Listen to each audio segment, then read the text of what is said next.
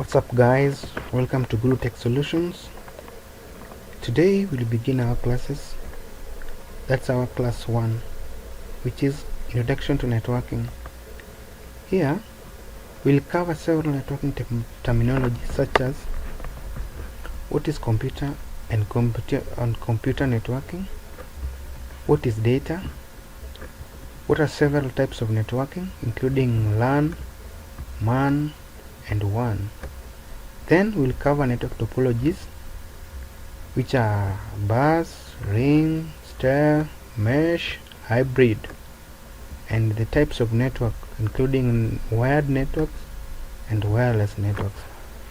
Then we'll move down to networking duplex or transmission modes, and we'll look through them.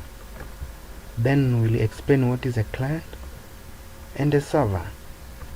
So without any further ado, let us start our classes. What is computer network and networking? A computer network, two or more networking devices are linked together or connected together to share data, like this computer, and this computer. They are linked together to share data. That is called computer network. And what is now computer networking? Computer networking is a process where connected devices can share data. The process through which this device and this device will share data is called computer networking. I hope you understand that point. So, networking is basically is carried out by networking device like computers, routers, switches, and etc. You can name them. And for the process to go on, the process to be carried out by these networking devices, there must be some protocols that guide the process of networking. So such example of the protocols includes HTTP, Telnet, and the rest. We'll explain them when we get into OSI layer of. So these protocols are defined in the OSI layer. I hope you understand that computer network is where the two or more computers are connected together to share data. Networking is a process through which the connected devices can share data.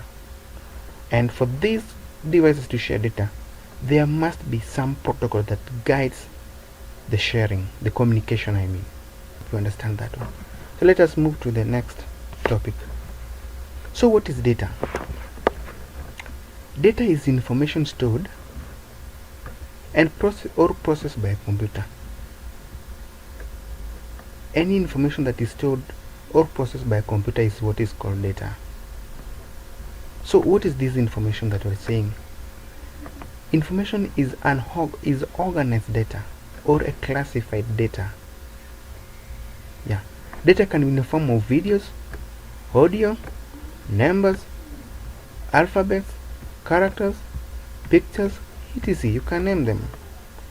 Then computer stores data in binary form. Binary form means zeros and ones. Zeros and ones. Then the process through which the data is entering is called input. When the data is captured, that is called input. When the data is being worked on or it is working in the computer system, it's called process. And when the data is done working and it's showing some results, that's called output. I hope you understand what the data is, what information is, several forms of data, how data is stored in a computer, and these three processes of input, process, output. These are commonly asked questions. Let's move. Types of networking. There are 3 types of networking, which is LAN, MAN, and WAN. We will start with the LAN. Local area network in full. In local area network, the geographical network coverage is very small. Like just within your school, within the college, within the hospitals. So let's say this is an hospital.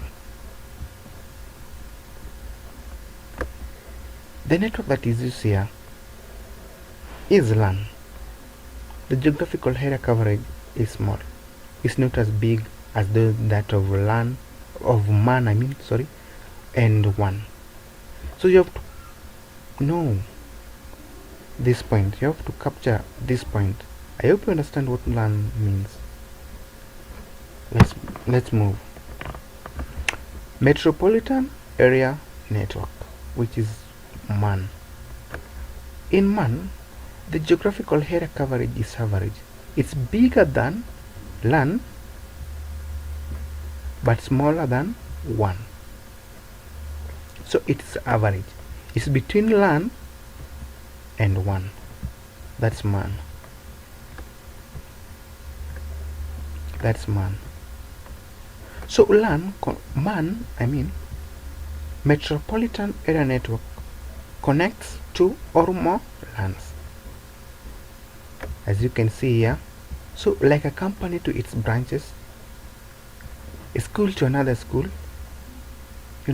so like this network connects a company LAN, a college LAN, and hospital LAN, school LAN, and we can see that the geographical area coverage is average, like a 20-minute walk, like this one. 20 minutes walk. You can just walk from this point to this point like 20 minutes, this point to this point, 20 minutes. Yeah, so this is what we call LAN, MAN. Okay, let's move. Wide area network. In wide area network, the geographical area coverage is very wide, is very large, like a country to country, a city to city, and a continent to continent. A sample of Africa to Asia. The network that connects Africa to Asia is called WAN. As you can see, it can connect New York City to Washington DC. It can connect India to China. It can connect Africa to Asia.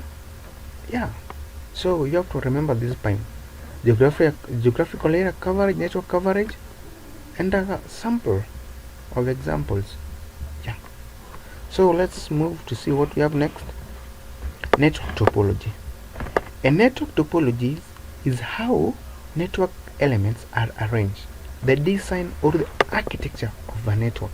That's what we call network topology. The design or the architecture of a network. This means our network elements or components are arranged or connected. How this computer and this computer and this computer are connected. That's what we call network topology. You can see network topology. There are examples of network topology. For example, we have bus, ring, star, mesh, and hybrid topologies. So we'll begin looking into each topology. Bus, just like a bus, consists of a main cable which acts as a backbone source, and the devices are connecting using drop line cables to the main line. This is the backbone source, the main cable, and the devices are connecting using drop lines. You see, this is the drop line cables that we mean here. These are the drop line cables. These are the drop line cables. So the computers or the devices are connecting to the backbone source or the main cable line in order to access data for communication purposes.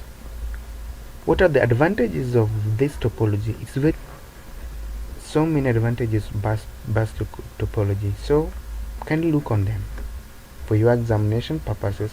What are disadvantages? You can look at them. You can Google. Okay, let's move to the next topology. We have ring. In a ring topology, each device is connected using two cables on either sides. in a dedicated point-to-point link, forming a ring.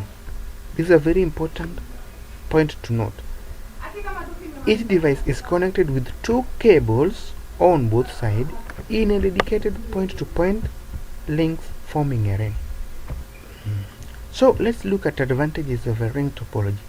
For some advantages you can check, disadvantages you can check, but a very important concept that you should grab about ring topology: each device is connected with two cables on both sides in a dedicated point-to-point links, forming a ring. And you have to know how to draw a ring topology, the diagram I mean. Okay, let's move to the next topology I mean. In star topology, each device is connected to a central device like a hub, but there is no direct communication between the devices. So this is the central device. Each device is connected through the central devices. Each device is connected through a central device. So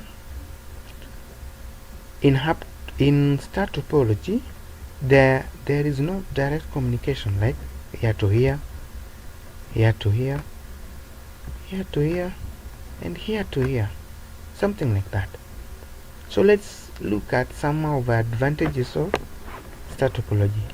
It's less expensive. Just install the central device and connect cables. It's done. It's easy to install, easy to detect faults. It's less expensive. Then the disadvantages: the hub a failure to hub fails the whole network. When this hub is down, when the hub is down, or when the hub fails, the entire network is compromised. This computer cannot send data, this cannot send data or receive, something like that. The network performance is based on the hub. The performance of network is based on this device. When it's low performing, the network will perform very poorly. When it's fast performing, the network will perform very good. So you have to capture this point and look at some of the advantages, disadvantages. The mesh topology. In a mesh topology, all nodes or devices cooperate to distribute data amongst each other. You see, all the devices, like this computer, is a direct connection to all the devices.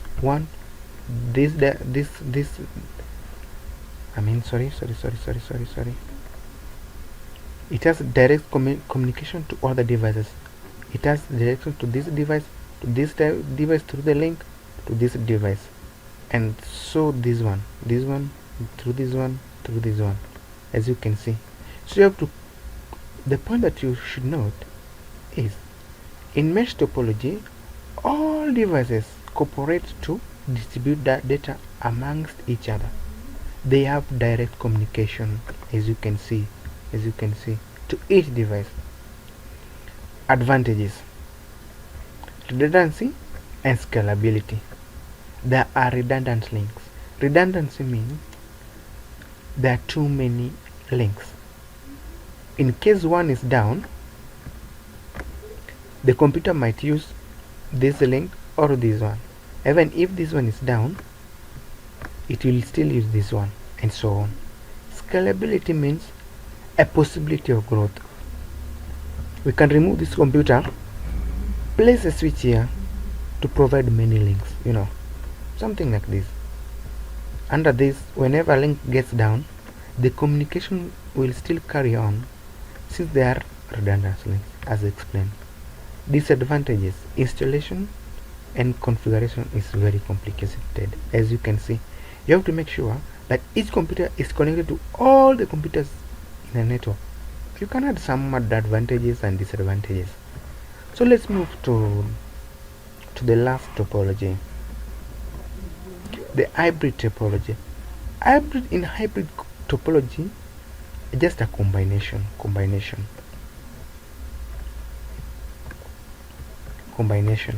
We can combine two or more network topologies like star, bus, ring. Yeah. Advantage is very flexible, reliable, scalable, redundancy, effective. You can add more or research about this one, how to explain this one for your examination purposes. Disadvantages: installation and configuration is very complicated. High cabling cost. You can add them, like this one. This one is now a bus topology. Bus. This one is a ring. See, and this one you can say this one is a star.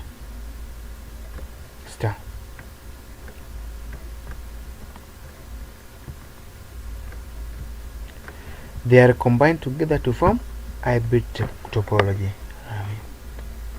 I hope you understand the 5 types of topology that we have discovered earlier. We make sure to master how to draw the diagrams, explanation, advantage and disadvantages. Okay, let's move to the next topic. Types of networks. There is a wired and wireless network.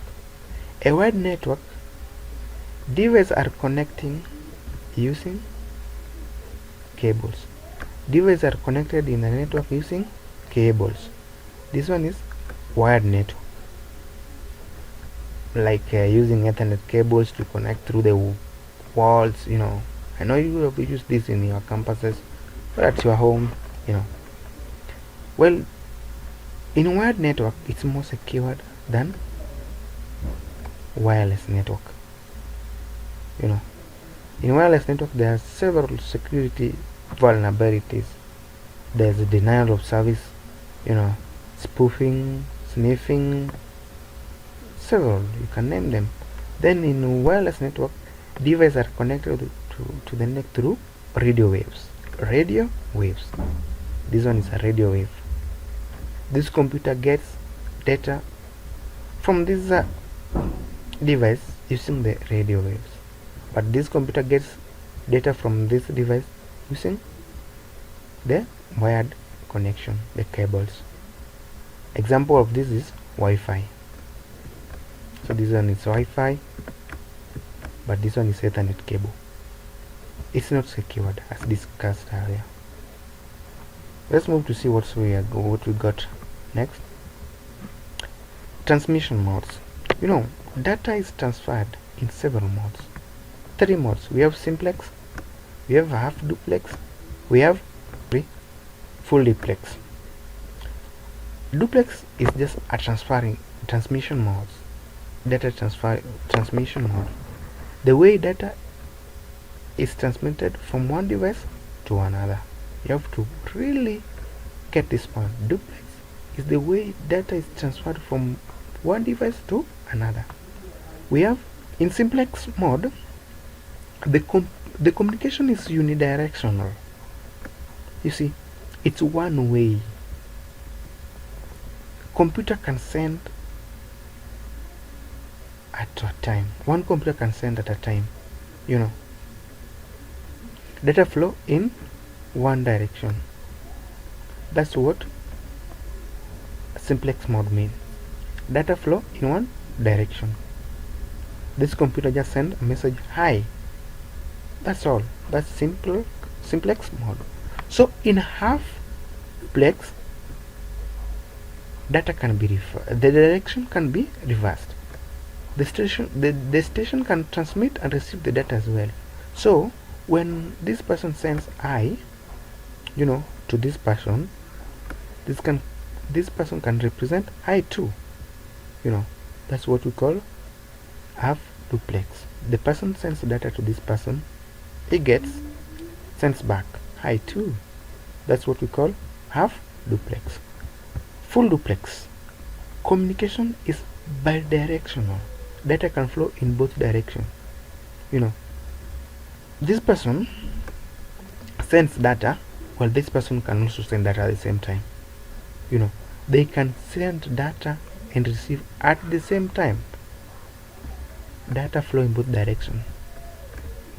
But in half duplex, one person sends data and leave the other to send to, give some time for the other to send back, I mean. But in full duplex, you can send and receive at the same time. Data can go this way, data can go this way at the same time, But in half duplex, this person sends first, then waits, the other person sends back. I hope you understand these transmission modes. You understand how to draw the diagram, an explanation, and kindly check on the advantages and disadvantages. Kindly, it's very important for your examination. Let's move forward. We will explain what a server and a client mean. A client is just like a computer or a device asking for a request. A device asking for a request from another computer called a server. It's just a normal device, not complicated, just like your phone. A phone asks for information from a server. When you type www.google.com, that's a request. The server will respond by giving an HTML page on the same, So the server is also a computer or a device that gives a response to the information requested by the client. The server must be a very high performing hardware device with complicated hardware functionalities, not just a normal device, as you can see the case study. So the computer is a client and it requests www.google.com from a server. Server checks and says, oh, you want to go to Google. Okay, here is a web page for Google, and it is being displayed in the screen. I hope you understand that concept. Requests a service from a server. Server gives a response to the request. Server to the client's request. Okay, I hope you understand that point. Let's move forward. Wow, that's the end of today's class. So let's just a recap.